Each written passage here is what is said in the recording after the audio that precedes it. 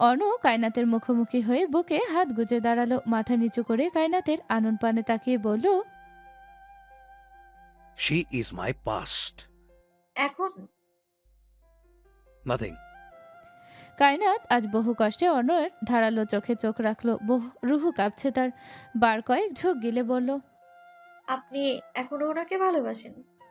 অর্ণ ফোঁস করে চাপা নিঃশ্বাসটুকু ছেড়ে শুধায়। আশা করি আমার আগের কথায় উত্তর পেয়ে যাবেন। থেমে আবার বলল, কেউ কিছু বললে বলদের মতো দাঁড়িয়ে থাকবেন না। দরকার হলে মেরে হাত ভাব ভেঙে দেবেন, তারপরটা আমি দেখে নেব। অর্ণ চলে গেল কায়নাতের দৃষ্টির আড়ালে। অর্ণর বলে যাওয়া কথা খুব ভাবাচ্ছে তাকে। আজকাল কায়নাতে নিজেকে নিজেই পাগল পাগল মনে হয়। তার জীবনের সাথে কি হচ্ছে সব? এত এলোমেলো হওয়ার তো কথা ছিল না, তাহলে কেন? কায়নাত দীর্ঘশ্বাস ফেলে পড়শির কথা ভাবল। অর্ণর সাথে এই মেয়ের অতীতের সম্পর্ক ছিল, এটা বুঝতে তার সময় লাগলো না। তাহলে এই লোকের কিসের পিছুটা? ঘরে বউ রেখে কিভাবে সাধু পুরুষ হয়ে ঘুরে বেড়াচ্ছে? কিছুক্ষণ নীরব থেকে হঠাৎ করে অন্যের বলা প্রত্যেকটা কথা মনে পড়ে গেল ওর। পড়শির সামনে কায়নাতকে নিজের বউয়ের পরিচয় দিয়েছে সে। আদৌ কি সে সত্যি শুনেছে নাকি ভুল? কায়নাত ফট করে উপরে তাকালো। অর্ণ নেই, চলে গেছে। কেন যেন অশান্ত মনটা ভীষণ হালকা লাগছে। ঠোঁটের কোণে মুচকি হাসি। অর্ণ নিজের ঘরে এসে মেহেরাবকে কল করলো। মেহেরাব কল রিসিভ করতেই অর্ণ দাঁত চেপে বলল, পড়শি বিড়িতে এসেছে, আমাকে জানাসনি কেন? মেহেরাব বাসার ছাদে বসেছিল এক কিনারায়। দৃষ্টি ছিল বাড়ির মেন রাস্তায়, যেখানে সুরঞ্জনা একটা ছেলের সাথে দাঁড়িয়ে কথা বলছে। অর্ণর এহেন প্রশ্ন শুনে সে কপাল কুঁচকে বলল। ও বাংলাদেশে এসেছে? অর্ণ চোখ বন্ধ করে হাত মুঠোবন্দি করলো। এই বান্দা তো আরেকটা মফিজ। সে রাগে গজগজ করতে করতে বলল, ওকে ওয়ার্ন করে দিস আমার বাড়ির আশেপাশে যেন না আসে।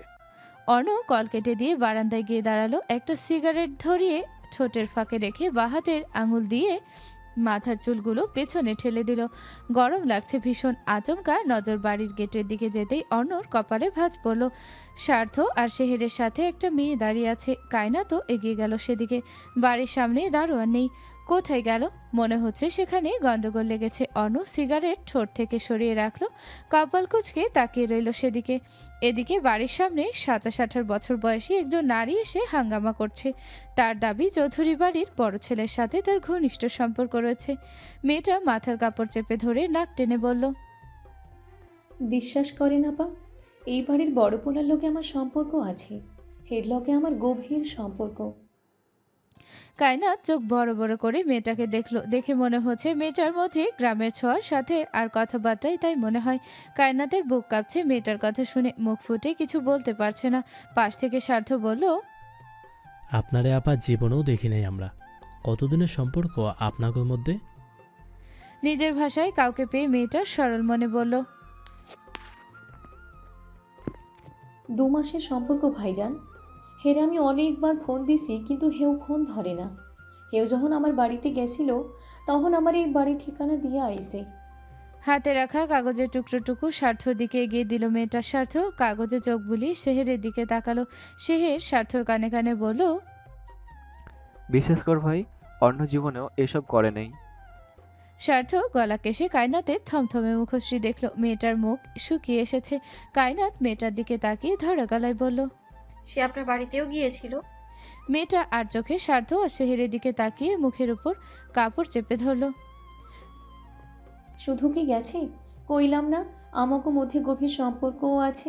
বাড়ির ভেতর থেকে বেহরুজ বেগম ও সাইমা বেরিয়ে এলেন। বাড়ির সামনে অচেনা এক মেয়েকে কায়নাতের সাথে কথা বলতে দেখে এগিয়ে গেলেন। এসে এসব আজে বাজে কথা শুনে তার মাথা খারাপ হয়ে গেল। কায়নাতের চোখ বেয়ে গড়িয়ে পড়ছে চোখের পানি। শেষে কিনা অর্ণর চরিত্রের সমস্যা। বেহরুজ বেগম মেয়েটাকে ধমকে উঠলেন, বললেন, মুখে লাগাম টানো মেয়ে, কি বলছো ভেবে বলছো? আমার ছেলের চরিত্র নিয়ে কথা বলছো তুমি?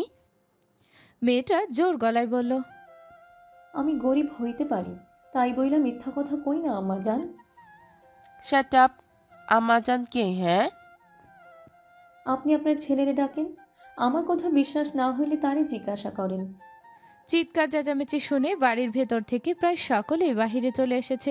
অর্ণ এখনো নিজের ঘরের বারান্দায় দাঁড়িয়ে, স্পষ্ট কথাও শোনা যাচ্ছে না। যখন দেখলো কায়নাত কাঁদছে তখন ঘরের বাইরে পা বাড়ালো। অন্যদিকে বাগানের শেষ প্রান্তে বাড়ির এক কোনায় চুপটি করে ঘাপটি মেরে বসে আছে বাড়ির দারোয়ান হিনান। যে মেয়েটা বাড়িতে এসে ঝামেলা করছে সে আর কেউ নয়, হিনানের গার্লফ্রেন্ড রাবেয়া। সে রাবেয়াকে মিথ্যা কথা বলে সম্পর্কে জড়িয়েছিল, বলেছিল চৌধুরী বাড়ির বড় ছেলে সে। বেচারা গুণাক্ষরেও টের পায়নি রাবেয়া এই বাড়ি অবধি চলে আসবে। এসব যদি বেহরুজ বেগম জানেন না জানি হিনানের কি অবস্থা করবেন। রাবেয়া নাক টেনে টেনে কাছে। অর্ণ ধীরে এগিয়ে এলো, কায়নাতের পেছনে দাঁড়িয়ে গম্ভীর কণ্ঠে বলল, কি হচ্ছে এখানে? সবাই অর্ণের দিকে তাকালো। কায়নাত পিছু ঘুরে দাঁড়াতে গেলে অর্ণর শক্তপোক্ত বুকের সাথে বাড়ি খেলো। অর্ণ এক হাত দিয়ে কায়নাতকে আঁকড়ে ধরে বেহরুজ বেগমের দিকে তাকিয়ে বলল, এখানে কি হচ্ছে মা? বেহরুজ বেগম বিরক্ত হয়ে রাবেয়াকে দেখিয়ে বলল, এই মেয়েটা বলছে তোমার সাথে নাকি ওর গভীর সম্পর্ক আছে। কি হচ্ছে এসব? অর্ণের চোখ কপালে, কি সব কথা বলছে এসব? সে রাবেয়ার দিকে হতভম্ব হয়ে তাকাতে মেয়েটা শুষ্ক ঢোক গিলে বলল, ওনার লগে তো আমার কোনো সম্পর্ক নাই আম্মাজান। ওনারে আমি চিনি না। এই বাড়ির বড় পোলা হিনানের লগে আমার সম্পর্ক। কায়নাত কথাটা শুনেই থমকে গেল। সে এতক্ষণ অর্ণর চরিত্র চটকে ঘেঁটে ফেলেছিল, এখন শুনছে মেয়েটা অন্য কারোর কথা বলছে। কিন্তু এই হিনানটাকে? বেহরুজ বেগম রাবেয়ার কথা শুনে অবাক হয়ে বলল, এই বাড়ির বড় ছেলে হিনান? এই মেয়ে, হিনান আমার বাড়ির দারোয়ান। ও আমার ছেলে হলো কবে থেকে? কে বলেছে তোমাকে এসব? মেয়েটা ফুপিয়ে উঠল, বলল, হেউ নিজেই আমারে কইছে। আমি এখন কি করবো আম্মাজান? নুসরাত মেয়েটাকে ভালো করে দেখে দীর্ঘশ্বাস ফেল। মায়া হলো খুব। সে মিনমিন কণ্ঠে বলল, হিনান ভাইয়ের 3 বউ এবং 2 বাচ্চার সাথে গোটা একটা সংসার আছে, এটা আপনি জানতেন না? স্বার্থ পাশ থেকে হতবাক হয়ে বলল, হালায় 3 বিয়া কইদা লাইলো রে, আর আমরা কি করলাম? চৌধুরী বাড়ির বিশাল ড্রয়িং রুম জুড়ে উপস্থিত সকলে রাবেয়া মেয়েটা কেঁদে কুটে নিজের বেহাল দশা বানিয়েছে। সেই তখন থেকে কেঁদে যাচ্ছে তো কেঁদেই যাচ্ছে। পাশেই নুসরাত বসে আছে। তার মায়া হচ্ছে মেয়েটার জন্য, কিছুটা হলেও নিজের জীবনের সাথে মিল পাচ্ছে। কায়নাত গাল ফুলিয়ে কপাল কুঁচকে রেখেছে। রাগ হচ্ছে তার, কিন্তু কেন সে বুঝতে পারছে না। পাশেই অর্ণ এবং নিশা বসেছে, আর সে মাঝখানে। স্বার্থ, শেহের, আইমান অন্য পাশে। বেহরুজ বেগম ও বেলি বেগম হতাশার নিঃশ্বাস ফেলছেন। একটু পরপর হিয়ানের কোনো খবর নেই। হতচ্ছাড়া কোথায় পালিয়েছে কে জানে। বেহরুজ বেগম রাগে ফোঁসফোঁস করে নিঃশ্বাস ফেললেন। আইমান হিনানকে খুঁজতে বাহিরে গেছে। আজ হাড্ডিগুড্ডি না ভাঙলে বেয়াদবটার শিক্ষা হবে না। অর্ণ আর চোখে কায়নাতের ফোলা মুখ দেখে কপাল কুচকালো। এমনিতে বাচ্চা একটা মেয়ে, তার মধ্যে গাল ফুলিয়ে আরও বাচ্চা সেজে বসে আছে। তার বিরক্ত লাগলো। পিচি বউ নিয়ে সংসার করতে হচ্ছে ভাবতেই শরীরে কাটা দেয়। তার মধ্যে মেয়েটা আরও বেশি বাচ্চা সেজে বসে থাকে। স্বার্থ বারে বারে নিশার দিকে তাকাচ্ছে। নিশা একবারের জন্য তার দিকে তাকায়নি। রাগে শরীর জ্বলে যাচ্ছে তার। এত ইগো এই মেয়ের। অবশ্য দোষটাও তার, হয়তো আলিশার সাথে দেখেছে বলে এত রাগ। সেও বা কি করতো? কত বড় সাহস! ফাইজকে মেরেছে বলে একদম পুলিশের কাছে চলে গেছে। ঠিকই আছে, এই মেয়েকে আরও জব্দ করা দরকার। খানিকক্ষণ পর আইমান হিনানকে নিয়ে বাড়ির ভেতরে ঢুকলো। হিনান ভীত নজরে রাবেয়ার দিকে তাকিয়ে শুষ্ক ঢোক গেল। হিনানকে দেখে রাবেয়া উচ্চস্বরে শুধায়, ওই তো উনি। বেহরুজ বেগম বিরক্ত হয়ে হিনানের দিকে তাকিয়ে আছেন। অন্য উঠে দাঁড়ালো, হিনানের সামনে গিয়ে বলল, তোমার জন্য আজ আমার চরিত্র নিয়ে কথা উঠেছে হিনান ভাই। একটু তো লজ্জা শরম করো। ঘরে 3টা বউ বাচ্চা রেখে আবার অন্য এক নারীর সাথে সম্পর্কে কিভাবে জড়ালে? শেহের পাশ থেকে মাথা চুলকে বলল, শরম থাকলে কি আর 3টা বিয়ে করতো? হিনান মাথা নিচু করে বলল, মাফ কইরা দিও ভাই। রাবেয়া হিনানের সামনে এসে বলল, আপনি আমার এমনি ঠকাইলেন? আপনি আগে কেন কন নাই আপনার আগেও বিয়া হয়েছে? আপনি আমার লগে সম্পর্ক করছেন, কলঙ্কিত করছেন। এখন আমারে বিয়া করব কেডা? বলেই মেয়েটা ডুকরে উঠল। বেহরুজ বেগম শুষ্ক ঠোঁট বেজালেন। হিনানের অলরেডি 3টা বউ, এখন যদি এই মেয়ের সাথে আবার বিয়ে দেওয়া হয় তাহলে চুল ছিঁড়াছিঁড়ি শুরু হবে। আবার রাবেয়ার সাথে বিয়ে না দিলেও সমস্যা। মেয়েটা যা বলছে তাতে মনে হচ্ছে এদের সম্পর্ক গভীরে চলে গেছে। তিনি দীর্ঘশ্বাস ফেলে শক্ত চোখে হিনানের দিকে তাকালেন, বললেন, যা করেছো খুবই খারাপ করেছো হিনান। এখন কি করতে চাই? হিনান মাথা নিচু করে বলল। কি করবো? সাইমা এতক্ষণ চুপ থাকলেও ওড়নার কোনা কুচকে বলল, খালাম্মা, একটা সত্যি কথা কই, এই হিনান আমারে ওই জালে ফাঁসাইতে চাইছিল জানেন। খালি কইতো, সাইমা রে তোরে আমার অনেক ভালো লাগে, প্রেম করবি আমার লাগে। সাইমার কথা শুনে সবাই হতভাগ। ঘরে 3টা বউ রেখে আবার বাইরেও প্রেম, তাও আবার এই বাড়ির মেয়ের সাথে।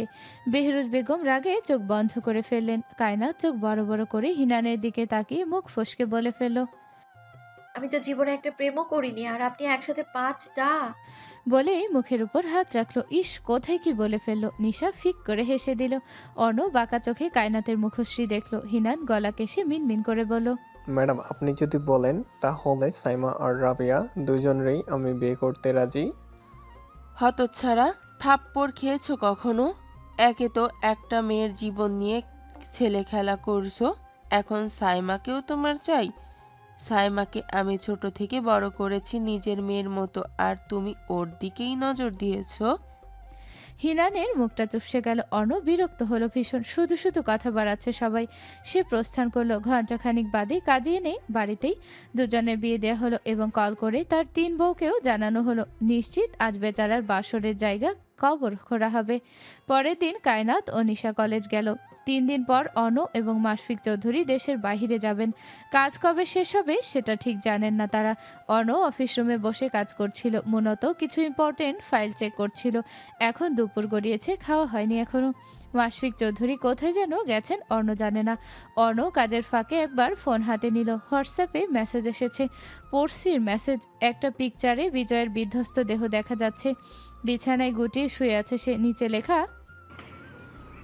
আমার ভাইকে তুমি কুকুরের মতো মেরেছ, ভেবো না তোমাকে ছেড়ে দেব, সময় হোক এর হিসাব দেখে ছাড়বো আমি।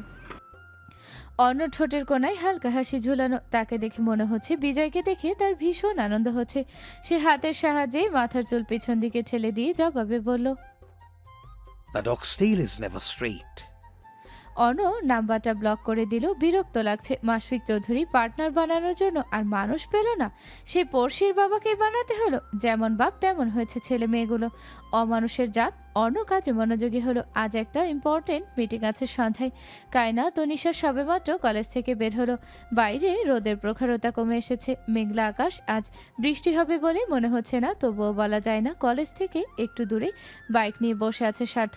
সে নিশাদের গাড়ি পাঠিয়ে দিয়েছে। আজ নিশার সাথে কথা বলা দরকার। মেয়েটা বড্ড বেশি বেয়াদব হয়ে যাচ্ছে। না জানি কবে হাত থেকে ফসকে বের হয়ে যায়।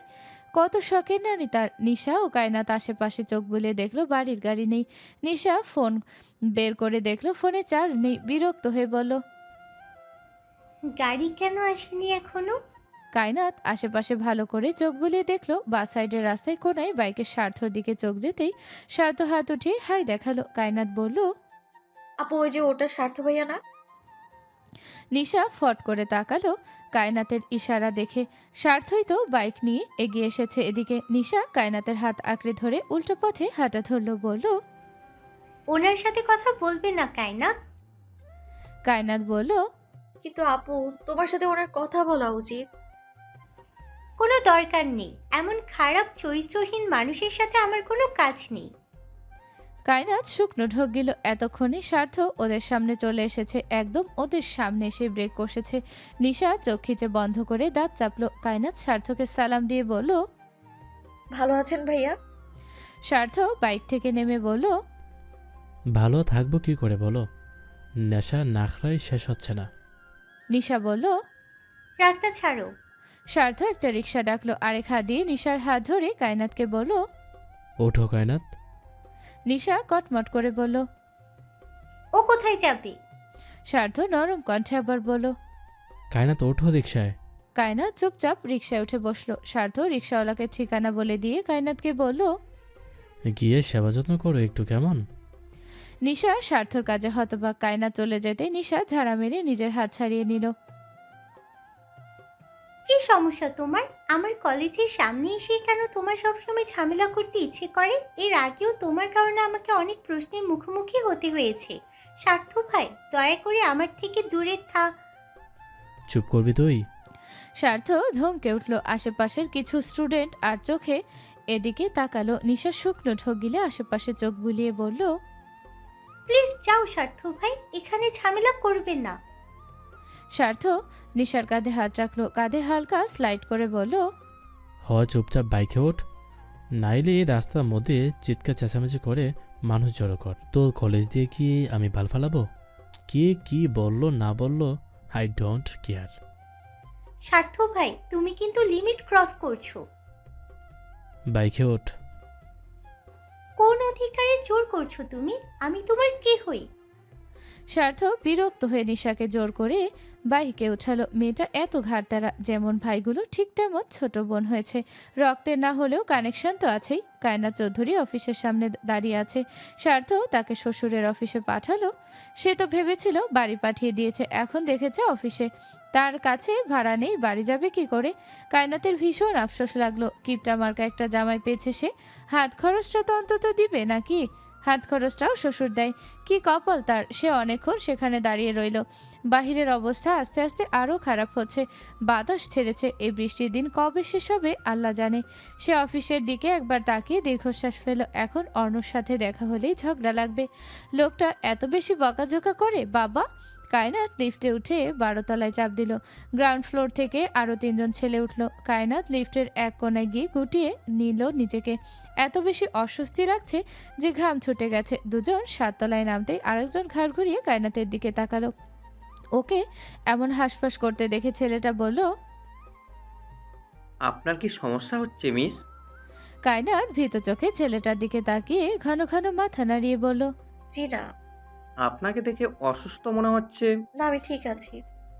কোথায় যাচ্ছেন আপনি? লিফটের দরজা খুলে গেল। সামনেই অর্ণ কানে ফোন ধরে দাঁড়িয়ে আছে। কায়নাত আর সেই ছেলেকে সামনাসামনি দাঁড়িয়ে থাকতে দেখে সে ফোন রেখে দিল। কায়নাত সামনে তাকাতেই অর্ণকে দেখে যেন প্রাণ ফিরে পেল। তাড়াতাড়ি বাইরে বেরিয়ে এসে বলল, আমার জামাইয়ের কাছে এসেছি, এই যে ওনার কাছে। ছেলেটাও বেরিয়ে এলো। অবাক চোখে অর্ণর দিকে তাকিয়ে বলল, কিরে, তুই কবে বিয়ে করলি? অর্ণ আর চোখে কায়নাতকে দেখলো। মেয়েটা অর্ণর এক হাত জড়িয়ে ধরেছে। সে শুষ্ক ঠোঁট ভিজিয়ে বলল, তুই এখানে কি করছিস?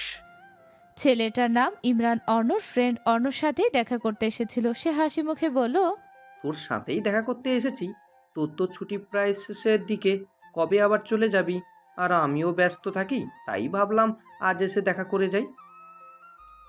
অ্যাকচুয়ালি আমার এখন মিটিং অ্যাটেন্ড করতে হবে। It's very important. ফ্রি হবো কখন জানি না। তুই ওয়েট করতে পারবি? ইমরান হতাশার স্বরে বলল, আমার বনানি যেতে হবে, আজ আর হলো না। তুই কবে ফ্রি বল? কাল ফ্রি আছি। তাহলে কাল দেখা হচ্ছে। শিওর। ইমরান চলে যেতে অর্ণ মাথা নিচু করে কায়নাতের দিকে তাকালো।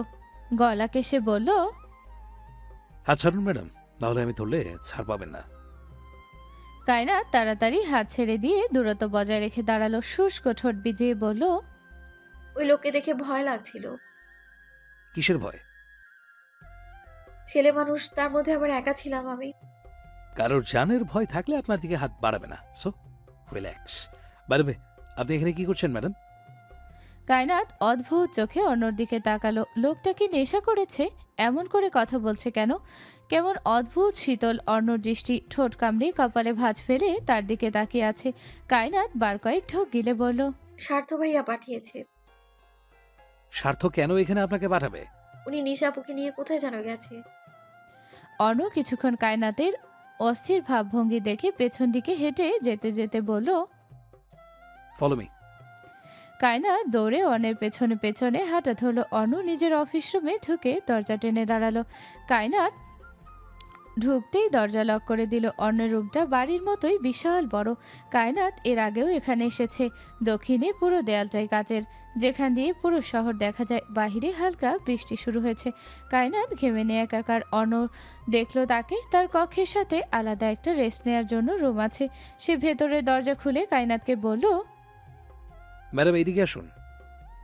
কায়নাত গেল, দেখলো একটা বেডরুমের মতোই সেম রুম। সে গোলগাল চোখে পুরো ঘরে চোখ বুলিয়ে বলল, এখানে ঘর এলো কি করে? আপনি এখানে থাকেন?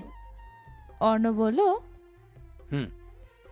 কায়নাত কি মনে করে যেন অর্ণের দিকে তাকিয়ে বলল, আপনার অফিস রুমে আবার কোনো মেয়ে আসে না তো? আমার পুরো অফিসে হাজার খানেক মেয়ে আছে, দরকার হলে আসবে না? কায়নাত চোখ বড় বড় করে বলল। তার মানে ওরা এখানে আসে? অর্ণ বুঝলো কায়নাতের মাথায় কি চলছে। বিচ্ছু কি শুধু শুধু বলে? এই মেয়ের মাথায় এত মোটা কেন? সে চোখ বন্ধ করে দীর্ঘশ্বাস ফেলে বলল, আপনি কবে বড় হবেন? আমি আবার ছোট ছিলাম কবে? মায়ের পেট থেকে কি বিচ্ছু হয়ে বের হয়েছিলেন? অপমান করবেন না বলে দিচ্ছি। ছোট নেই মানে আমার আর কয়েকদিন পরেই 17 বছর বয়স হবে। তাহলে হলাম না আমি বড়? বলতে বলতে অর্ণের চোখের দিকে তাকালো।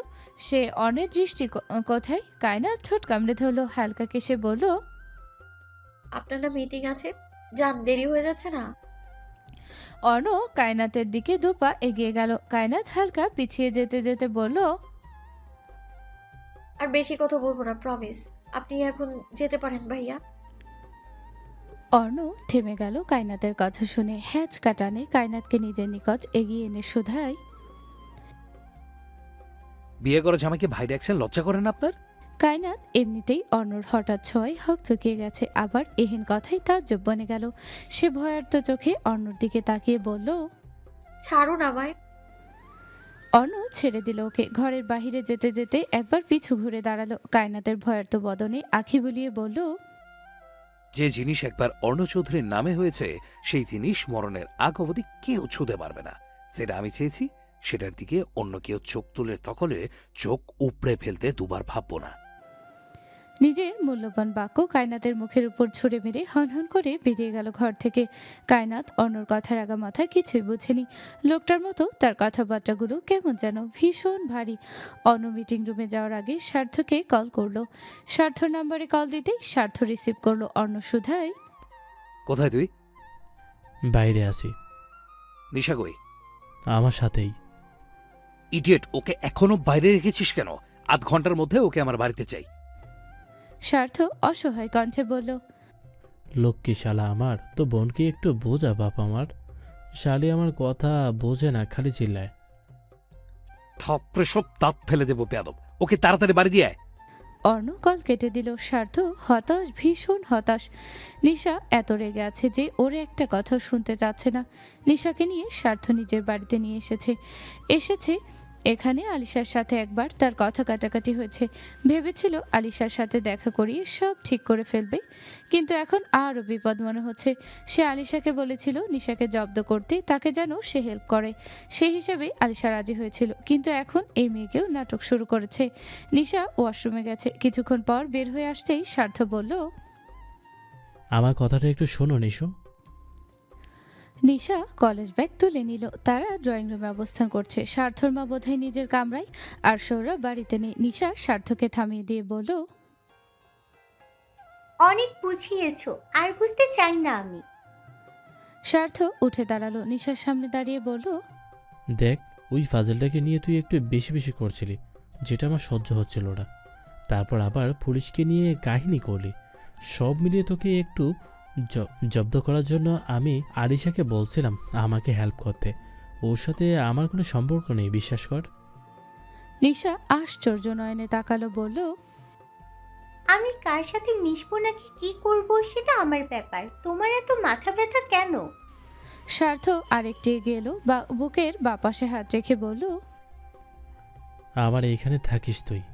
আমি জানি তুই আমাকে খুব ভালো করে বুঝিস, তবু অবুঝের মতো আমাকে অবহেলা করে ফুরিয়ে যাওয়ার আগে কুদিয়ে নে আমায়। তুই বিহীন পাগল হয়ে যাচ্ছি আমি। নিশা নিষ্পলক চোখে তাকিয়ে রইল। কি বলছে এসব স্বার্থ? স্বার্থ দীর্ঘশ্বাস ফেলল। নিশার গালে হাত রেখে কপালে কপাল ঠেকিয়ে বলল, আমি ভালোবাসি তোকে। আমি আমার নেশাকে ভালোবাসি। শুধু ভালোবাসি। এই মেয়ের প্রেমে পড়ে পাগল হয়েছি আমি। সত্যি বলছি, আমার মতো ভালো তোকে কেউ বাসবে না নিশু। একবার শুধু বল, স্বার্থ আমি তোকে ভালোবাসি। নিশার গলা ধরে এলো। আজ স্বার্থ নিজের মুখে স্বীকার করলো সে নিশাকে ভালোবাসে। এ যেন বিশ্বাস হচ্ছে না। স্বার্থ সবসময় কাজকর্মে বুঝিয়ে এসেছে নিশাকে সে ঠিক কতটা ভালোবাসে, তবে আজ নিজের মুখে স্বীকার করলো। নিশার গাল বেয়ে গড়িয়ে পড়ছে চোখের পানি। এই পানি আনন্দের প্রাপ্তির। স্বার্থ নিশার চোখের পানি খুব যত্ন করে মুছে দিল। বুকের সাথে ওর মাথা চেপে ধরে বলল, এইখানে লুকিয়ে থাক সব সময়। নিশা ফুপিয়ে উঠল। স্বার্থর বুকে কিলঘুষি মেরে কান্নারত কণ্ঠে বলল, তুমি খুব খারাপ স্বার্থ ভাই। তুমি ওই মেয়ের সাথে ঘুরেছো আমার চোখের সামনে দিয়ে। ওই মেয়ে তোমাকে ছুঁয়েছে, অধিকার দেখিয়েছে। আবার তুমি ওই মেয়ের সাথে এফবিতে পিকচার আপলোড করেছো। তুমি কি ভেবেছো এসব আমি দেখিনি? স্বার্থ ঠোঁট কামড়ে হাসলো। নিশার মাথায় আদুরে হাত বুলিয়ে মাথায় আলতো চুমু এঁকে বলল, তোকে জ্বালানোর জন্য করেছি এসব। আমার সামনে অন্য একটা ছেলেকে নিয়ে ঘুরছিস, আর আমি ঘুরলেই দোষ। দেখছিস কেমন লাগে? নিশা কেঁদেই যাচ্ছে। কত খারাপ ভাবা যায়? তাকে জ্বালানোর জন্য এসব করেছে এতদিন, অথচ একবারও ভাবেনি নিশার কেমন লাগবে। এতদিন কত কষ্ট পেয়েছে সে। চার দেয়ালের পাশে হু হু করে কেঁদেছে। বুকের মাঝে যন্ত্রণা হতো বলে ঘুমের ওষুধ খেয়ে ঘুমিয়েছে, তবুও চোখে ঘুম ধরা দেয়নি। আর এই লোকই না এখন নিজের ভুল স্বীকার করে সাধু সাজছে। নিশা স্বার্থকে ঠেলে নিজে থেকে দূরে সরালো। তুমি আমাকে ছুবে না, খারাপ লোক। আমাকে শুধু কষ্ট দাও তুমি। স্বার্থ দূরত্ব ঘুচালো। নিশার আদুরে গালে হাত বুলিয়ে বলল, আর কখনো এমন করবো না পাখি। শুধু একবার নিজের করে নাও। বিশ্বাস করো, এই দূরত্ব আমাকে দিন দিন পাগল বানিয়ে দিচ্ছে। তোকে কাছে না পেলে কবে যে দম আটকিয়ে মরে যাব। নিশা স্বার্থর অস্থির চোখে চোখ রাখলো। স্বার্থর চোখ বলে দিচ্ছে স্বার্থর কথাগুলো ঠিক কতখানি সত্যি। স্বার্থ নিশার চোখের পানি মুছে দিল। সিঁড়ির শেষ প্রান্তে দাঁড়িয়ে আলিশা ওদের দেখছে প্রথম থেকেই। নিশার প্রতি স্বার্থর উন্মাদনা দেখেছে সে। স্বার্থ নিশা বলতে পাগল বহুবার প্রমাণ পেয়েছে সে। তার মনেও তো একটা অনুভূতি ছিল, তাহলে সেটা কেন পূর্ণতা পেল না? কেন স্বার্থ তার হলো না? মা তো বলেছিল স্বার্থর সাথেই তার বিয়ে হবে, কিন্তু এখন যার মনে প্রাণে অন্য এক নারীর রাজত্ব, সেই পুরুষকে কি করে নিজের করে নিবে? নিশা আর চোখে তাকালো সিঁড়ির দিকে। আলিশা তাকিয়ে আছে তাদের দিকে। এতক্ষণ সে খেয়াল করেনি আলিশাকে। নিশা স্বার্থর চোখে চোখ রাখলো, নাক টেনে ঠোঁট উল্টে বলল, একটু নিচু হও স্বার্থ ভাই। স্বার্থ ঘাড় নিচু করতে নিশা তার গলা জড়িয়ে ধরল। শুষ্ক অধর জোড়া প্রেমিক পুরুষের অধরে রাখতেই স্বার্থ চমকে উঠল। নিশার এহেন পদক্ষেপে বেচারা হোক চুকিয়ে গেছে। নিশা নাক টেনে নিজেকে সরিয়ে নিল। স্বার্থের দিকে আর তাকাতে পারল না। স্বার্থ হতভম্ব হয়ে বলল, did you kiss me Nishu? Nisha লজ্জায় মাথা নিচু করে ফেলল। আলিশা এহেন দৃশ্য দেখে আর দাঁড়িয়ে থাকতে পারল না। ছুটে গিয়ে নিজের বরাদ্দ করা রুমে চলে গেল। স্বার্থ ঠোঁটের কোণে মুচকি হাসি। দীর্ঘ 1.5 ঘন্টা মিটিং করে সবেমাত্র বের হলো অর্ণ। স্বার্থ মেসেজ করেছে আরও ঘন্টাখানেক আগে। বলেছে সে নিশাকে বাড়ি পৌঁছে দিয়েছে। অর্ণ মেসেজ দেখে ফোন পকেটে ঢুকিয়ে রাখলো। তার পেছনে তার অ্যাসিস্ট্যান্ট। অর্ণ লিফটে উঠে তার অ্যাসিস্ট্যান্টকে বলল, আমার পুরো ফ্লোরে যত মেয়ে আছে তাদের অন্য ফ্লোরে শিফট করার ব্যবস্থা করো। নিজের অফিস রুমে ঢুকে সময় দেখে নিল। বাড়ি ফিরতে হবে। মাশফিক চৌধুরী বাইরে থেকে বাড়ি চলে গেছেন। অর্ণ ভেতরের রুমে দরজা ঠেলে ভেতরে ঢুকলো। বিছানার দিকে তাকাতে দেখলো কায়নাত গায়ে কলেজ বোরকা জড়িয়েই উল্টো পাল্টা হয়ে ঘুমাচ্ছে। শুধু মাথা হিজাবটা খুলে পাশে রেখে দিয়েছে। খোপা করা চুলগুলো এলোমেলো হয়ে ছড়িয়ে আছে বিছানা জুড়ে। অর্ণ এগিয়ে গেল সেদিকে। কায়নাতের নিকটে গিয়ে গিয়ে বিছানার এক কোনায় বসে পড়লো। এসির পাওয়ার বাড়িয়ে দিয়ে কিছুক্ষণ বসে রইল সেখানে। অথচ তার দৃষ্টি ছিল কায়নাতের নিষ্পাপ বদনে। কায়নাত বরাবরের মতো আজও নিজেকে এলোমেলো করে দিয়ে অর্ণর সামনে নিজেকে হাজির করেছে। এই মেয়ে কি আদৌ জানে এসব? কায়নাতের ঘুম ভাঙলো আরো ঘন্টাখানিক পর। উঠে দেখলো সে এখনো সেই রুমেই আছে। ঘরে কেউ নেই। অর্ণ কি এখনো আসেনি? কায়নাত চুল ঠিক করে হিজাব মাথায় বাঁধলো। সে ঘরের বাইরে এসে দেখলো অর্ণ অফিস রুমে বসে আছে ল্যাপটপ নিয়ে। অর্ণ কায়নাতকে দেখে গম্ভীর কণ্ঠে বলল, রেডি হন, আমরা এখন বের হব। কায়নাত কলেজ ব্যাগ নিয়ে এলো। অফিস ছুটি হয়েছে একটু আগে। এই মুহূর্তে অফিসে হাতে গোনা কয়েকজন আছে। থমথমে পরিবেশ বিরাজ করছে চারপাশে। কায়নাত অফিস রুমের বাইরে এসে চোখ বোলালো চারদিকে। কাউকে না দেখে পাশে লম্বাটা অর্ণকে দেখে মিনমিন করে বলল, সবাই কোথায়? চারপাশে তো একটা মানুষও নেই। অর্ণ ঘাড় নিচু করে কায়নাতকে দেখলো, তারপর বলল, চুরি হয়ে গেছে। নিচে এসে গাড়ি বের করে উঠে পড়লো দুজনে। কায়নাতের এখনো চোখে ঘুম ছাড়ছে না। শরীরটা দুর্বল লাগছে। অনেক রাত হলো, খাওয়া হয়নি এখনো। বাহিরে বৃষ্টি পড়ছে এখনো। কায়নাত জানালার বাইরে তাকিয়ে বৃষ্টি দেখছে। আশেপাশে চারপাশে এত বড় বড় বিল্ডিং দেখতে দেখতে সে বিরক্ত। গ্রামে চারপাশটা সবুজ ঘেরা। কায়নাত বিরক্ত হয়ে দৃষ্টি ফিরিয়ে সামনে রাখলো। অর্ণ এক মনে ড্রাইভিং করছে। কায়নাত সেদিকে একবার তাকিয়ে মিনমিন করে বলল, শুনুন না। অর্ণ সামনে তাকিয়ে ড্রাইভিং এ মন দিয়ে গম্ভীর কণ্ঠে বলল, হোয়াট? আমার খুব ক্ষুধা লেগেছে। অর্ণ কোনো কথা বলল না। কায়নাত জবাব না পেয়ে অপমান বোধ করলো। বেয়াদব জামাই, বউ না খেয়ে আছে সেদিকে লোকটার কোনো খেয়ালই নেই। ফাজিল কোথাকার, আবার ঢং দেখাচ্ছে। কায়নাত রেগে মেগে গাল ফুলিয়ে বসে রইল। বিরক্ত লাগছে এখন এই লোককে। ভাগ্য করে একটা জামাই পেয়েছে, মানতে হবে বটে। বউকেও মানে না, যত্ন নেয় না, আর না বউকে নিয়ে কোনো মাথা ব্যথা। এখন কায়নাতে চিৎকার করে বলতে ইচ্ছে করছে, ও আল্লাহ, আমার উপরে উঠায় নাও। এই বজ্জাত জামাইকে আর সহ্য হচ্ছে না আমার। শালা এক নম্বর কিপটা। যদি চিৎকার করে এই কথাটা বলতে পারতো তাহলে মনটা একটু হালকা লাগতো। আহা, মনের দুঃখ মনেই রয়ে গেল, আর প্রকাশ করা হলো না। কায়নাত পিটপিট করে আবার অর্ণের দিকে তাকালো। গায়ে সাদা শার্ট, কোনোই অবধি ভাঁজ করা, আর কালো প্যান্ট, হাতে ব্রেটলিং ব্র্যান্ডের ঘড়ি। অর্ণ ড্রাইভিং করতে করতে বোতল থেকে কয়েক ঢোক পানি খেলো। কায়নাতের চোখ ধাঁধিয়ে এলো এহেন রূপ দেখে। কি মারাত্মক লাগছে দেখতে। সে শুকনো ঢোক গিলে দৃষ্টি সরিয়ে নিল। সে ভাবছে অন্যকে ছাড়বে, আর এদিকে এই লোকের উপরই বারে বারে নজর দিচ্ছে। কি মহাজালা রে বাবা। কায়নাত নিজের অনুভূতির প্রতি ভীষণ বিরক্ত এই মুহূর্তে। অর্ণ খানিকক্ষণ পর গাড়ি থামালো। গাড়ি থেকে নেমে কায়নাতের পাশে আসলো। ওর পাশের দরজা খুলে দিয়ে বলল, বের হন। কায়নাত বের হলো। দেখলো ইয়া বড় একটা রেস্টুরেন্টের সামনে দাঁড়িয়ে আছে তারা। কায়নাতের চোখ চিকচিক করে উঠলো। দুপুরেও তেমন কিছু খাওয়া হয়নি, না হলে একটু হলেও পেটের জ্বালা সহ্য করা যেত। অর্ণর সাথে সে ভেতরে এলো। টেবিলে গিয়ে বসতে অর্ণ কিছু খাবার অর্ডার করলো। অর্ডার করে আবার সে ফোনের মধ্যেই ডুবে রইল। কায়নাত ভ্রুকুচকে কিছুক্ষণ তাকিয়ে থেকে গলা কেসে বলল, বলছিলাম যে ডিভোর্স যখন দিয়েই দেবেন, তাহলে যতদিন বউ আছে ততদিনের জন্য একটা ফোন কিনে দিন না। ডিভোর্স দিয়ে দিলে না হয় ফোনটা ফেরত দিয়ে দিব। আর যদি দয়া মায়া করে একেবারেই ফোনটা আমায় দিয়ে দেন তাহলে কোনো সমস্যা নেই আমার। অর্ণ চোখ ছোট ছোট করে কায়নাতের বদন পানে তাকালো। কায়নাত জোরপূর্বক হাসলো। সত্যি ফেরত দিয়ে দেব। অর্ণ হ্যাঁ না কোনো কথাই বলল না। ভাবখানা এমন যে সে কিছু শুনতেই পায়নি। বারে বারে অপমানিত হওয়ায় কায়নাত অর্ণ 14 গোষ্ঠীকে ধুয়ে দিল মনে মনে। কি দরকার এত ভাবওয়ালা মানুষের সাথে কথা বলি। বাহিরে বৃষ্টির তীব্রতা কমেছে। নিধি নিশার পাশে বালিশে মাথা দিয়ে শুয়ে আছে। বেচারির দিনকাল ভালো যাচ্ছে না। কিভাবে বা যাবে। নিজের অনুভূতি, শখ, পরিস্থিতি সব মিলিয়ে সে ভীষণ বিরক্ত। প্রেমকে ভালোবাসাটাই বোধহয় জীবনের সব থেকে বড় ভুল হয়েছে। নিজেকে আজকাল পাগল পাগল লাগে। মরিচিকার পিছনে ছুটছে সে। খুলনা ফিরে যাবে খুব শীঘ্রই। আর একটা দিনও এখানে থাকতে ইচ্ছে করছে না। দম বন্ধ লাগে। এই সময় আজ সবাই বাড়িতে উপস্থিত। প্রেম আজ হসপিটাল থেকে দুপুরের দিকে চলে এসেছে। খাবার খাওয়ার জন্য বেহরুজ বেগম হাঁক ছাড়ছেন। সেই কখন থেকে নিশা আলসেমিও ভেঙে উঠে বসলো। নিধিকে মনমরা হয়ে বসে থাকতে দেখে কপালে গভীর ভাঁজ পড়ল। আপু, তোমার মন খারাপ কেন? নিধি চমকায় মুখখানা রক্ত শূন্য। সে তড়িঘড়ি করে শুধায়, কই কিছু হয়নি তো। আচ্ছা চলো, মা ডাকছে। নিশি নিধিকে নিয়ে নিচে নেমে এলো। নুসরাত ডাইনিং টেবিলে বসে ঘাড় ঘুরিয়ে টিভি দেখছে। বেহরুজ বেগম একা একা বকবক করছেন এই নিয়ে। বাড়ির 4 ছেলে আর দুটো হয়েছে একদম বেয়াদপের আছাড়ি। একটা ছেলে মেয়ে যদি তার কথা শুনতেন। সবাই নিচে নামতেই বেহরুজ বেগম প্রেমকে বললেন, অর্ণ আর কায়নাত কোথায়? ওরা এখনো বাড়ি আসেনি কেন?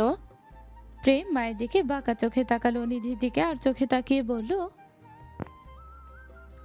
একটু তো লজ্জা শরম করো আম্মু। ছেলে আর ছেলের বউ বাইরে গেছে একটু আলাদা টাইম স্পেন্ড করতে, আর তুমি কিনা জেরা করছো। বেহরুজ বেগম হতবাক ছেলের এহেন কথায়। প্রেম কোনো কথার কোনো উত্তর নিয়ে গেল। তিনি দাঁত চাপলেন। থাপড়ে সবগুলো দাঁত ভেঙে ফেলবো বিয়াদব ছেলে। তোমার ভাই তো পীড়িত করার মানুষ নয়, তাহলে অযথা মেয়েটাকে নিয়ে বাহিরে কি করছে? এমনিতেই সারাদিন মেয়েটাকে বকাবকি করে, এসব আর ভালো লাগছে না আমার। তুমি রাখো তোমার বড় ছেলের কথা। আমাকে বিয়ে দিচ্ছ না কেন? বুড়ো হয়ে বিয়ে করে লাভ কি বলো? শেষ বয়সে গিয়ে বিয়ে করে বউয়ের মুখে বুড়ো লোক ডাক শুনতে পারবো না। আমাকে বিয়েটা করিয়ে দাও আম্মু। বেহরোজ বেগম কপাল চাপড়ালেন। নিশা খিলখিল করে হেসে উঠল। সে প্রেমের কাঁধে হাত রেখে দুঃখী দুঃখী ভাব করে বলে, আমাকে ঘুষ দিলে বাবাকে বলে তোমার বিয়ের ব্যবস্থা করে দিব ভাইয়া। তুই অলরেডি ঘুষ খেয়ে খেয়ে ভাইয়ার পকেট খালি করে ফেলেছিস। মাফ কর বোন, তুই আমার দিকে নজর দিস না। যে টাকা কামাই ওই টাকা আমার নিজেরই লাগে। বুঝলে না ভাইয়া, পরে কিন্তু পস্তাবা, বলে দিলাম।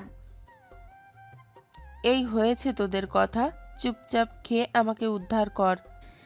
বেহরোজ বেগম রেগে ধমক দিয়ে বললেন। প্রেম হাত ধুয়ে বিড়বিড় করে বলল, সব দোষ আমার নামের। এই প্রেম নামটা কুফা। নাম প্রেম বলেই কপালে প্রেম নেই। আমার দুঃখ কেউ বুঝলো না। খাওয়া দাওয়া শেষ হতে নিধি উপরে চলে যাচ্ছিল। প্রেম খুবই নরম কণ্ঠে শীতলতা ঢেলে বলল, নিধি শোন। নিধির কদম থমকে গেল, বুকে কেমন চাপ লাগলো। প্রেমের মুখে নিজের নামটা শুনে সে পিছু ঘুরে প্রেমের চোখে চোখ রাখলো। কাজল রাঙা চোখে পিট পিট করে তাকিয়ে বলল, একটু আমার ঘরে আয় তো, এক কাপ কফি নিয়ে। প্রেম চলে গেল নিজের ঘরে। নিধি দীর্ঘশ্বাস ফেলে রান্নাঘরে গিয়ে দেখলো সেখানে কেউ নেই। সে নিজে কফি বানিয়ে প্রেমের ঘরের সামনে এলো। নিধি দরজায় নক করার আগে প্রেম ভেতর থেকে বলল, চলে আয়। নিধি শুকনো ঢোক গিলে দরজা ঠেলে ভেতরে ঢুকলো। প্রেম বিছানায় মাথা চেপে শুয়ে আছে। নিধি কপাল কুচকালো, ধীর পায়ে এগিয়ে গিয়ে বলল, আপনার কি মাথা ব্যথা করছে ডাক্তারবাবু? প্রেম আধো কণ্ঠে বলে, প্রচুর। একটু মাথা টিপে দিতে পারবি?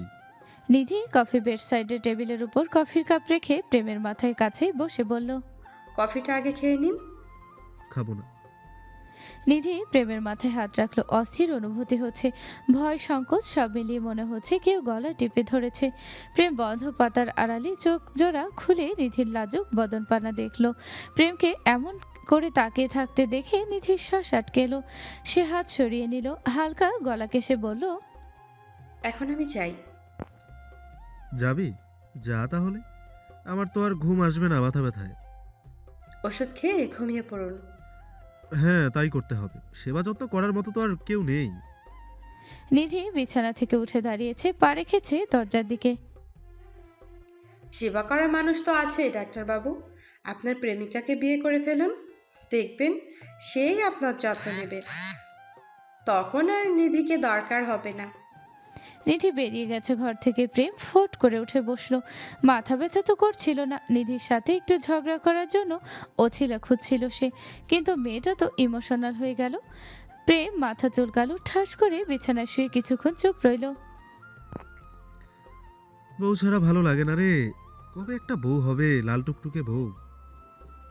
প্রেমের মুড ভালো না, তাই ভাবলো স্বার্থকে কল দিয়ে একটু ঝগড়া করবে।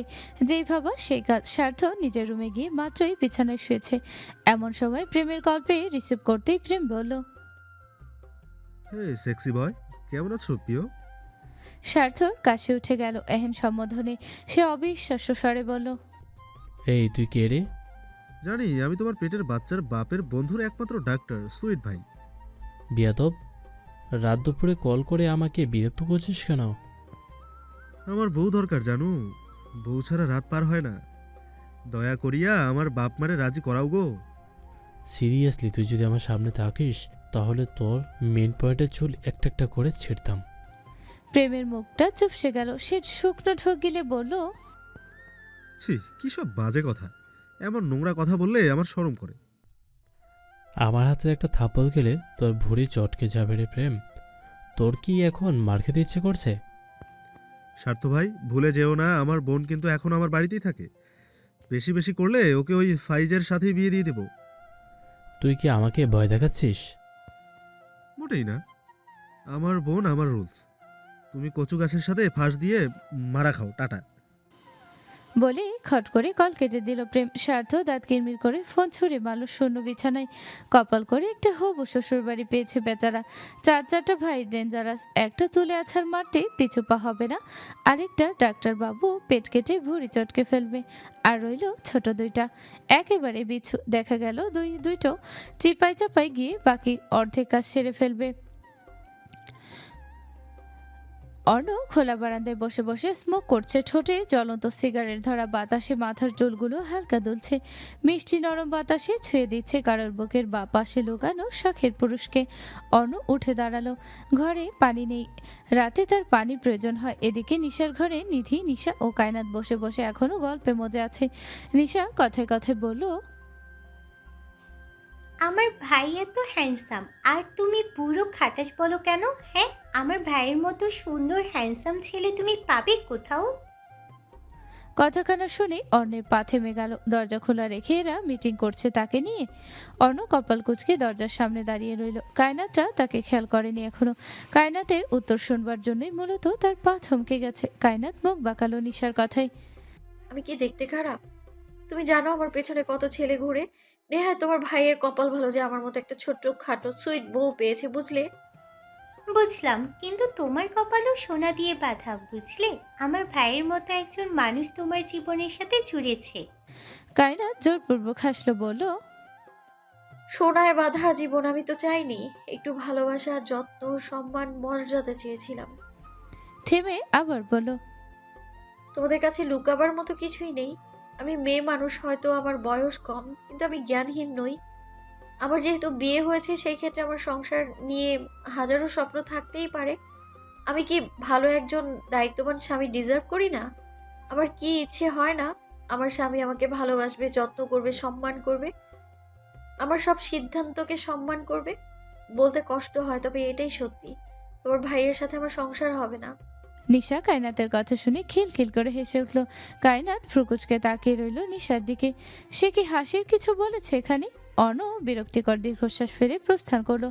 নিশা ঠোঁট টিপে বলল,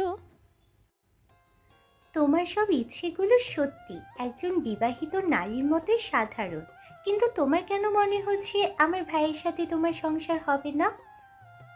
কারণ তোমার ভাই নিজেই আমায় বলেছেন তিনি আমার সাথে সংসার করতে চান না। মেয়ে, তুমি বড্ড বেশি বোকা জানো।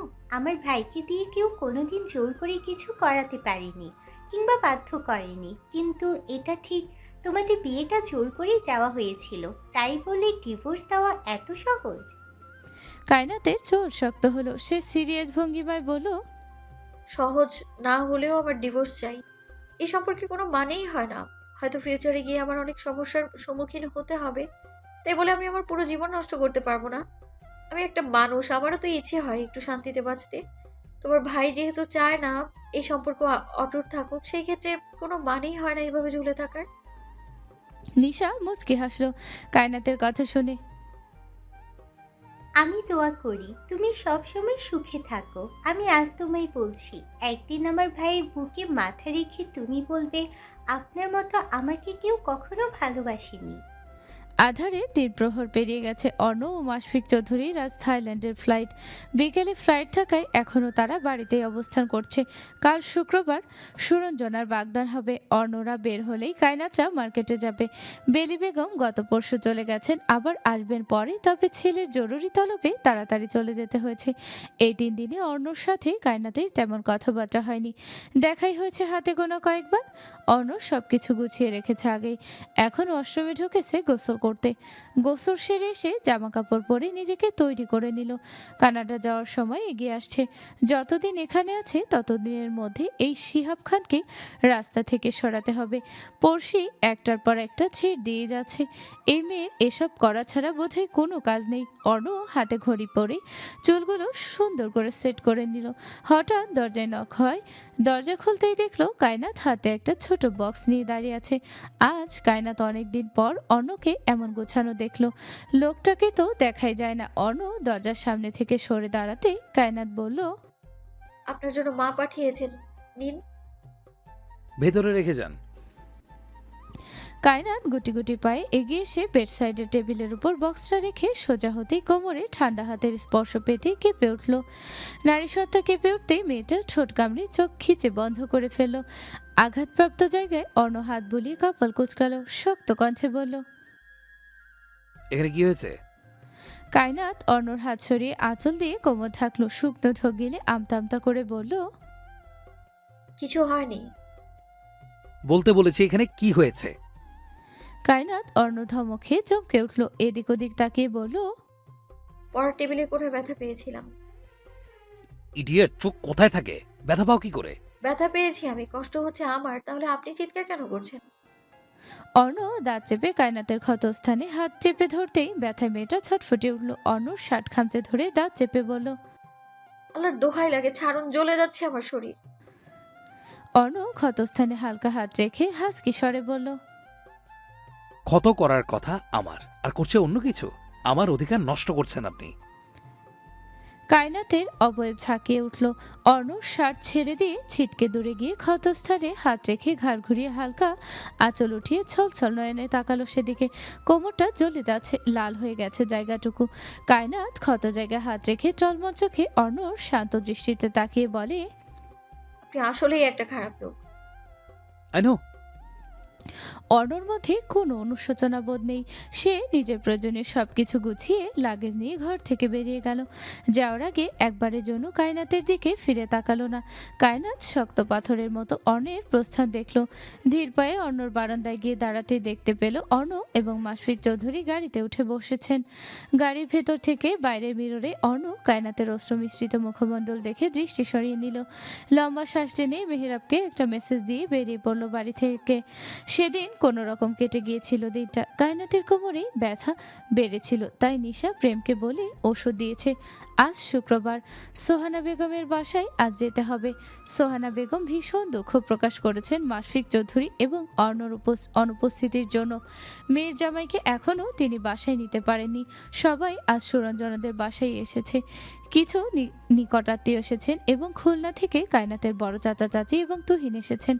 বেহরুজ বেগম সবার সাথেই টুকটাক কথা বলছেন। কায়নাতের বড় চাচি আর চোখে বেহরুজ বেগমকে দেখে কায়নাতকে বললেন, এহেন সময় চাচির এমন একটা প্রশ্ন শুনে হকচকিয়ে গেল কায়নাত। কপালে গভীর ভাঁজ ফেলে বলল, মানে? বলতে বলতে কায়নাত শাশুড়ির দিকে তাকালো। বেহরুজ বেগমের গায়ে দামি জামদানি শাড়ি, হাতে গলায় কানে সব জায়গায় ডায়মন্ড দিয়ে মোড়ানো। বয়সটাও সেভাবে বোঝা যাচ্ছে না, দেখতে বেশ লাগছে। কায়নাত শুষ্ক ঠোঁট ভিজিয়ে শুধায়, এসব কথা কেন বলছেন? টাকার মুখ দেখলাম কই চাচি? টাকার কাছে বিক্রি হয়েছিলাম আমি। আপনি বোধহয় ভুলে গেছেন এই কথা। উষা বেগম মাথা নাড়লেন, বললেন।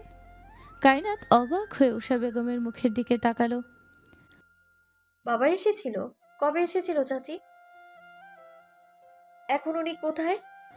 যত যাই হোক, সোহেল মির্জা নিজের আপন বাবা না হলেও বড় তো তার ঘরেই হয়েছে। সে আজীবন তো ওই লোককেই বাবা বলে ডেকে এসেছে কায়নাত। মা তো নেই, কিন্তু বাবাকে আজ দেখতে ইচ্ছে করছে। লোকটা নির্যাতন করলেও কায়নাত কান্নাকাটি করলে মাথায় আদুরে হাত বুলিয়ে দিতেন। মাঝে মাঝে খুব নরম কণ্ঠে শাসন করতেন। কায়নাতের বুক শূন্য শূন্য লাগছে, তৃষ্ণার্ত পাখির মতো বুকটা ছটফট করছে। কবে আবার বাবাকে এক নজর দেখতে পাবে সে? নিয়তির কি নিষ্ঠুর লেখা! যে লোকের কারণে একদিন তাকে টাকার কাছে বিক্রি হতে হয়েছিল, সেই লোকের জন্যই আজ যন্ত্রণায় বুক ফেটে যাচ্ছে। এটাই হয়তো বাবাদের প্রতি মেয়েদের ভালোবাসা। সে দীর্ঘশ্বাস ফেল। কয়েকদিন পরই সে খুলনা যাবে, দেখে আসবে একটিবার নিষ্ঠুর বাবার বদনখানা। কায়নাত চাচির কাছ থেকে সরে গিয়ে ড্রয়িং রুমের এক কোনায় গিয়ে দাঁড়ালো। বাড়ি ভর্তি মানুষ, যার দরুন কোথাও গিয়ে শান্তি নেই। তুহিন এতক্ষণ কায়নাতকে খেয়াল করছিল। মায়ের সাথে কথা বলায় আর এগিয়ে আসেনি। এখন একা পেয়ে সে কায়নাতের নিকটে গিয়ে এলো, বলল, কিরে, আসার পর থেকে দেখছি আমাকে চিনতেই পারছিস না তুই? কায়নাত বলল, তেমন কিছু নয়, তোমার মায়ের সাথেই তো কথা বলছিলাম। আচ্ছা, তোর জামাই কই? ওনাকে তো এখনো দেখলাম না। কায়নাতের বিরক্ত লাগছে তুহিনের সাথে কথা বলতে, তবুও ভদ্রতার খাতিরে বলল, উনি আর আমার শ্বশুর দেশে বাইরে গেছে। তুহিন আলতো হাসলো, বলল, খুলনা যাবি কবে? যাব, খুব শীঘ্রই যাব। রাতে বাগদান শেষ হলো, খাওয়া দাওয়া করে বেহিরোজ বেগম সবাইকে নিয়ে বাড়ি ফিরে এসেছেন। রাত 12টায় বাড়ি ফেরা হয়েছে তাদের। ক্লান্ত শরীর টেনে টুনে সবাই সবার ঘরে গিয়ে ঘুমিয়ে পড়েছে। সকালবেলা ঘুম থেকে উঠে নিশার গায়ে জ্বর দেখে কায়নাত মাথায় পট্টি দিয়ে দিয়েছিল। প্রেম জ্বরের ওষুধ দিয়েছে বলে আজ রেস্ট নিতে কায়নাত সকালে নাস্তা করে আজ একাই কলেজে এলো। জুনাইরা ও দীপ্ত পাশাপাশি বসে আড্ডা দিচ্ছিল। বোরকা পরিহিত কায়নাতকে দেখে দীপ্ত হাত উঠিয়ে বলল, এই কায়নাত, এদিকে আসো। কায়নাত ওদের কাছে এগিয়ে গিয়ে ব্যাগ রাখলো, বলল, তুমি মেয়েদের সিটে বসেছো কেন? দীপ্ত দাঁত কেলিয়ে হাসলো, বলল, নিশা বেবিকে তো পটাতে আমার দিনরাত পরিশ্রম করতে হয়, তাই ভাবলাম ফ্রি টাইমটা জুনাইকে পটালে মন্দ হয় না। কায়নাত খিলখিলিয়ে হেসে উঠল। জোরাইরা গাল ফুলিয়ে দীপ্তর পিঠে কিল বসিয়ে চোখ গরম করলো। দীপ্ত দৌড়ে নিজের সিটে গিয়ে বসে উচ্চস্বরে বলল, লাভ ইউ জানো সুইটহার্ট। জোরাইরার মুখমণ্ডলে রক্ত জমাট বাঁধল। লজ্জায় মুখে রক্তিমাভ ফুটে উঠতেও কায়নাত জোরাইরার মাথায় টোকা মেরে বলল, এই তুমি আবার প্রেমে পড়ে গেলে নাকি? জুনাইরা নাক মুখ কুচকে বলল, এইসব কি বলছো তুমি? ওকে লজ্জা পাওয়ার কি আছে? আমি সবই বুঝি, বুঝলে? হ্যাঁ হয়েছে, সরো, দেখি স্যার আসবেন এখন। বিকেলের দিকে নিধি একাই বের হয়েছিল বাড়ি থেকে। সবসময় একই বাড়ির মধ্যে বন্দি হয়ে থাকতে তার ভালো লাগে না, তাই আশেপাশে একটু হাঁটাহাঁটি করার উদ্দেশ্যে বের হওয়া। কায়নাতের ফেরার সময় হয়ে গেছে। আশেপাশে এত মানুষের ভিড়, বাড়িধারা থেকে চৌধুরী বাড়ি বেশি দূরে নয়। নিধি প্রায় অনেকটা সময় একা একা হেঁটে বাড়িধারার কাছে চলে এসেছে। এই রোড দিয়ে প্রেমের হসপিটালে যেতে হয়। শেহরের বাসা যেহেতু এদিকে, তাই প্রায় প্রত্যেক দিনই বের হওয়া হয়। আজ কোথাও যাওয়ার প্ল্যান না থাকায় স্বার্থর বাসায় যাওয়ার জন্য বের হয়েছিল সে। বাইক নিয়ে আসার সময় রোডের ওপর পাশে চেনা পরিচিত মুখশ্রী দেখতেই সে বাইক সাইড করে। ভালো করে কিছুক্ষণ তাকিয়ে থাকার পর দেখে নিধি একা একা হেঁটে যাচ্ছে কোথাও। শেহের ভাবলো মেয়েটা হয়তো রাস্তা ভুলে এদিকে চলে এসেছে। সে বাইক রেখে রোড পার করে নিধির নিকট এগিয়ে গেল। হঠাৎ রাস্তার সামনে শেহেরকে দেখে নিধি হকচকিয়ে গেল। ভয়ে দুপা পিছিয়ে যেতেই শেহের হালকা হেসে বলল, আরে রিল্যাক্স, ভয় পাচ্ছ কেন? নিধি শুকনো ঢোক গিল। ভয় লাগছে না, তবে আকস্মিক শেহেরের আগমনে ভরকে গেছে সে। ভয় পাচ্ছি না, তবে হঠাৎ আপনাকে দেখে একটু ভয় পেয়েছি। আচ্ছা, তুমি এদিকে একা একা কোথায় যাচ্ছ? বাড়ির রাস্তা হারিয়ে ফেলেছ? নিধির খেয়ালই ছিল না বাড়ির রাস্তার কথা। সে পিছু ফিরে মেইন রোড দেখে আতঙ্কিত হয়ে শুধায়, হায় আল্লাহ, আমি কোথায় চলে এসেছি? একা একা এত পথ কি করে এলাম? শেহের কপাল চাপড়ালো। আমি যদি না থাকতাম তাহলে এখন তোমার কি হতো বলো তো? আমি সত্যিই বুঝতে পারিনি এতটা রাস্তা পার দিয়েছি। বাড়িতে কাউকে বলে বের হবে? হ্যাঁ, চাচিকে বলেছি। ঠিক আছে, তাহলে চলো তোমাকে ঘুরিয়ে নিয়ে আসি। নিধি শেহেরের দিকে তাকালো, আমতা করে বলল, না ধন্যবাদ, আমাকে একটু কষ্ট করে বাড়ি পৌঁছে দিলেই হবে। ঠিক আছে, রোডের ওই পাশে আমার বাইক রেখে এসেছি, চলো যাই। নিধি শেহেরের পিছু পিছু গেল। বাইকে ওঠার ঠিক একটুখানি আগেই সেখানে প্রেম এসে হাজির হলো। নিধির হাত টেনে ধরে হাসকি স্বরে বলল, কোথায় যাচ্ছিস? প্রেমের কণ্ঠস্বর শুনতে শেহের ও নিধি একসাথে পিছু ফিরে তাকালো। প্রেম হাতে ফোন আর অ্যাপ্রন নিয়ে দাঁড়িয়ে আছে সামনে। শেহের প্রেমকে দেখেই চমৎকার হাসলো। বাইক থেকে নেমে নিধিকে দেখিয়ে বলল, তোর প্রাণ নিয়ে কাজিন রাস্তা বলে এদিকে চলে এসেছিল, ওকে বাড়ি দিয়ে আসছিলাম। নিধি প্রেমের শক্ত চাহনির দিকে তাকিয়ে শুকনো ঢোক গিল। চোখের সাদা অংশটুকু লাল হয়ে আছে। প্রেম মাথা ঝাঁকিয়ে জোরপূর্বক হেসে বলল, আমি বাড়িতেই যাচ্ছি, আমি নিয়ে যাচ্ছি। বাই দ্য ওয়ে, তুমি কি আমাদের বাড়ি যাচ্ছিলে? আরে না, আমি সার্থর বাড়ি যাচ্ছিলাম, রাস্তায় ওকে দেখে বাইকে থামিয়েছি। ও ঠিক আছে, তাহলে যাও তুমি, আমিও ভীষণ ক্লান্ত। ঠিক আছে, সাবধানে যাস। থেমে আর চোখে নিধিকে দেখে বলল, এভাবে একা একা বাইরে বের হবে না, বুঝলে? সাবধানে থেকো। শেহের বাইক টান দিতেই প্রেম খোপ করে নিধির ডান হাতের কবজি আঁকড়ে ধরলো। নিধি চমকে প্রেমের দিকে তাকাতেই প্রেম টানতে টানতে নিধিকে গাড়ির সামনে এনে গাড়ির দরজা খুলে ধাক্কা দিয়ে ছুঁড়ে মারল ওকে। হঠাৎ করে এসব ঘটে যায় মেয়েটা কিছু ঠাউর করতে পারল না। প্রেম ছুঁড়ে মারায় কপালের এক কোণায় হালকা ব্যথা পেয়েছে সে। ভীত নজরে প্রেমের দিকে তাকাতে প্রেম শব্দ করে গাড়ির দরজা লাগিয়ে দিল। কেঁপে উঠল সে, ভয়ে বুকের ভেতর দুরু দুরু করছে। হলো কি এত রেগে গেলেন কেন? প্রেম অপাশ ঘুরে ড্রাইভিং সিটে বসতেই নিধি ভীত কণ্ঠে বলল, আমাকে এভাবে আঘাত করলেন কেন? প্রেম গাড়ির স্টিয়ারিংয়ে জোরে বাড়ি মারল। নিধি চমকে ভয়ে ডুকরে উঠল। নিধির কান্নার শব্দ পেতেই প্রেম চোয়াল চেপে ধরে ধমকে উঠল। Don't shout. আধারে ঢাকা নির্জন রাস্তায় দুই নরনারী ব্যতীত আশপাশটায় কেউ নেই। রাস্তাটা ঠিক কোন দিকে যাচ্ছে বলা মুশকিল। ভীত নিধি চারপাশে একবার চোখ বুলিয়ে প্রেমের শক্ত চোয়াল পানে তাকিয়ে মিনমিন কণ্ঠে বলল, আপনি কোথায় নিয়ে যাচ্ছেন আমাকে? এই রাস্তায় একটা মানুষও নেই, আমার ভয় করছে। প্রেম গাড়ি থামালো। কি মনে করে যেন আবার গাড়ি ইউটার্ন নিয়ে শুধায়, একা একা বাইরে বের হয়েছিলি কেন? প্রেমের খড়খড়ে কণ্ঠস্বর নিধি শুকনো ঢোক গিলল, বলল, বাড়িতে একা একা ভালো লাগছিল না, তাই ভাবছিলাম। শেহের ভাইয়ের সাথে একটু ঘুরবি তাই তো? না না, ওনার সাথে তো আমার রাস্তায় দেখা হয়েছিল। তাহলে ওনার সাথে বাইকে উঠতে যাচ্ছিলি কেন? রাস্তা তো ভুলে গিয়েছিলাম, উনি বললো আমাকে বাড়ি দিয়ে আসবে। প্রেম আর চোখে নিধির মুখপানে তাকিয়ে দাঁত চিপিয়ে চিপিয়ে বলল, সত্যি করে বল। নিধি বিরক্ত হলে এই পর্যায়ে তেজ দেখিয়ে বলল, বললাম না রাস্তা ভুলে গিয়েছিলাম বলে উনি বাড়ি দিয়ে আসতে চেয়েছিলেন। প্রেম গাড়ি থামালো। নিধি ভরকে গেল। হঠাৎ গাড়ি থামায়। প্রেমের দিকে তাকাতে প্রেম নিধির চোয়াল চেপে ধরলো। দাঁত কটমট করে বলল, মেয়ে মানুষকে বিশ্বাস করা আর জেনে বুঝে গলায় বিষ ঢালা সমান কথা। তোর মতো মেয়েদের বিশ্বাস করাটাই চরম ভুল। প্রেমের এই দুই লাইন কথাটা একদম বুকের ভেতর গিয়ে বিঁধল। শরীরের আঘাতের থেকে বেশি জখম হলো এই ছোট্ট হৃদয়, যেখানে সামনের এই পুরুষকে খুব যত্ন করে আগলে রেখেছিল সে। আজ সেই পুরুষের মুখে এমন একটা কথা শুনে সব শূন্য শূন্য লাগছে। প্রেম কি আদৌ জানে সে নিধিকে কি বলল, কতটা আঘাত দিল তাকে? প্রেম নিধির চোয়াল ছেড়ে দিল। নিধি আজ কিছুটি বলল না প্রেমকে। যে ভালোবাসা মুখে বলে বিশ্বাস করাতে হয় সেই ভালোবাসা দরকার নেই। যে পুরুষকে পাগলের মতো ভালোবেসে শুধু অবহেলা আর কলঙ্ক গায়ে লাগে সেই ভালোবাসা তার দরকার নেই। একতরফা ভালোবাসাটাই না হয় পবিত্র হয়ে থাকুক। যে বোঝে না তাকে বুঝিয়েও লাভ নেই। যাকে ভালোবাসি বলে বিশ্বাস করানো যায় না তাকে গোটা একটা উপন্যাস লিখেও অনুভূতি বোঝানো যায় না। নিধির পবিত্র ভালোবাসাটুকু না হয় একান্ত নিজের হয়েই থাকুক। মাঝে কেটেছে সপ্তাহখানিক। আজ অর্ণ এবং মাশফিক চৌধুরীর বাংলাদেশে ফিরে আসার কথা। বাড়িতে আজ ছেলে মেয়েগুলো হই হুল্লোড় লাগিয়ে দিয়েছে, বিশেষ করে নিশা আর আইমান। যাওয়ার আগে অর্ণর কাছে হাজারটা আবদার জুড়ে দিয়েছিল তারা। আমার এটা চাই ওটা চাই বলে অর্ণকে পাগল বানিয়ে ফেলেছিল। বেহরুজ বেগম কাজের ফাঁকে ফাঁকে ছেলে মেয়েদের আনন্দ উল্লাস উপভোগ করছেন। নুসরাতের সাথে কায়নাত ডাইনিং টেবিলে বসে বসে ফল কাটছে। নিধি এই সময় ঘুমাচ্ছে নিশার ঘরে। সে 2-1 দিন পর খুলনা ফিরে যাবে। সাথে অবশ্য কায়নাতকেও যাওয়ার কথা।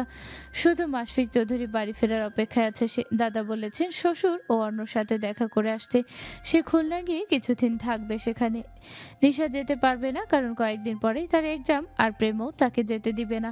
এবার বোধহয় একাই সেখানে থাকতে হবে। কায়নাত ফল কেটে ড্রয়িং রুমে টি টেবিলের উপর রেখে সবাইকে বলল, নাও কাটা হয়ে গেছে। আইমান ঠাস করে সোফায় বসে পড়ল, বলল, ধন্যবাদ কায়নাত। বলতে দেরি আইমানের পিঠে আদালের কিল মারতে দেরি হলো না। আইমান পিঠ কুচো করে আদালের দিকে তাকাতে আদাল চোখ গরম করলো। আইমানের মুখটা শুকিয়ে এলো। শুষ্ক ঠোঁট ভিজিয়ে মিনমিন করে বলল, ধন্যবাদ ভাবি।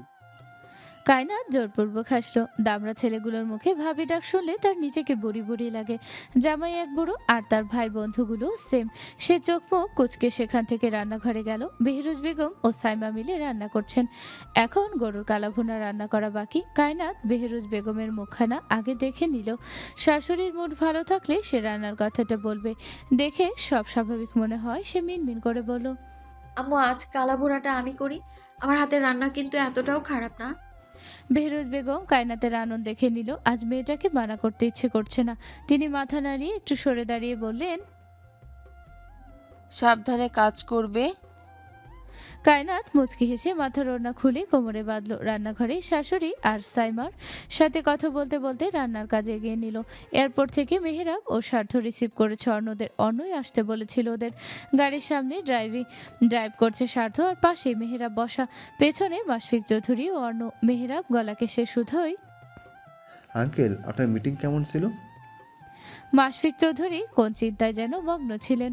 মেহেরাবের ডাকে হুঁশ আসতেই তিনি উদাস কণ্ঠে বললেন, 43 কোটি টাকা এদিক ওদিক হয়েছে, কিভাবে হলো, কে করলো, কিছুই তো বুঝতে পারতেছি না। 300 কোটির মধ্যে 43 কোটি মিসিং। 43 কোটি? আপনার পার্টনার কে আঙ্কেল? শিহাব খান।